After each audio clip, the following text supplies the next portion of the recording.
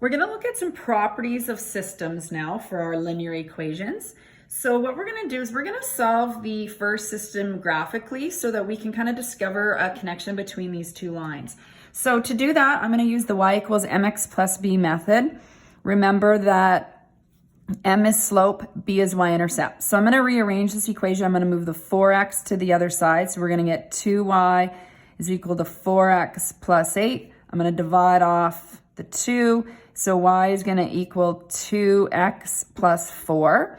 So I'm going to graph that line. So I'm going to go to my y-intercept of 4. My slope is 2. And again, I like to continue that pattern with that slope just to help me draw a longer line a little more carefully.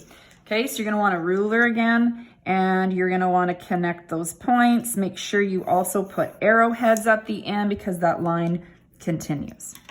Let's look at the second equation now. I'm going to isolate y. So when I move 2x to the other side, I'm going to get 2x, minus 2. Let me just start that there again. Y equals 2x minus 2. We're just moving that there. That negative stays there. So my slope is negative 2. My y-intercept, my goodness, is negative 2. My slope is positive 2. So I'm going to go up 2, right 1, up 2, right 1, what? And it's that same slope that's happening. So we have seen this before, that parallel lines have the same slope. They would have different y-intercepts here, like my graph did. But if I have the same slope, which is when I use y equals mx plus b form, I recognize that right away. When you have the same slope, you have parallel lines. So we have the same slope, and we have, of course, a different y-intercept.